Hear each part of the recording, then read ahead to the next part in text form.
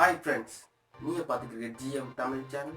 இன்றைக்கி நாம் இந்த வீடியோவில் என்ன பார்க்க போகிறோம்னா, வாட்ஸ்அப்பில் நம்ம ஃப்ரெண்ட்ஸ் போட்ட ஸ்டேட்டஸை எப்படி டவுன்லோட் பண்ணுறதுன்னு பார்க்க போகிறோம்.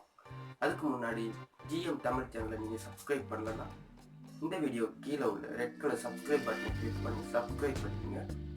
என்னோடய வீடியோ நீங்கள் மேலே நீங்கள் பார்க்கணுன்னு ஆசைப்பட்டீங்கன்னா அப்படியே பக்கத்தில் உள்ள பெல் ஐக்கனை கிளிக் பண்ணிக்கோங்க. வாங்க நிகழ்ச்சிக்குள்ளே போகலாம்.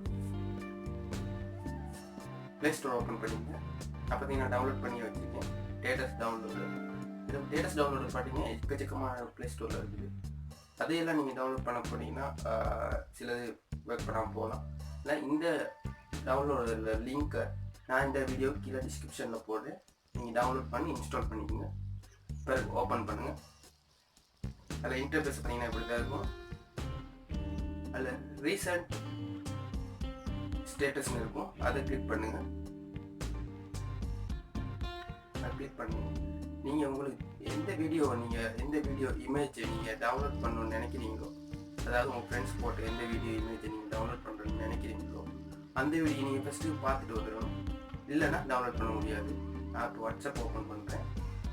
பார்த்தீங்கன்னா எந்த நம்ம டேட்டஸை டவுன்லோட் பண்ணணும்னு நினைக்கிறோமோ அந்த டேட்டஸை நான் பார்த்துட்டு நான் இப்போ 2 இமேஜ் பார்த்து இப்போ நம்ம அந்த டேட்டஸ் டவுன்லோடு ஆப்புக்குள்ளே போகிறோம். ஆப்புக்குள்ளே போய்ட்டு ரீசெண்ட் டேட்டஸ் ஆப்புக்குள்ளே போவோம். பார்த்தீங்கன்னா நான் பார்த்த 2 டேட்டஸ் இமேஜும் இதில் இருக்குது. இதை நம்ம டவுன்லோட் பண்ணிக்கலாம், ஷேர் பண்ணிக்கலாம்.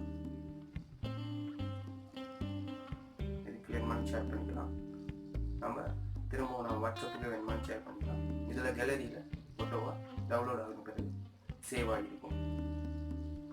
ஓகே ஃப்ரெண்ட்ஸ், இந்த வீடியோ உங்களுக்கு பிடிச்சிருக்கும்னு நினைக்கிறேன். பிடிச்சிருந்தா லைக் பண்ணுங்கள், உங்கள் ஃப்ரெண்ட்ஸுக்கும் தெரிஞ்சுக்கிறதுக்காக ஷேர் பண்ணுங்கள். இன்னொரு வீடியோவில் சந்திப்போம். வணக்கம்.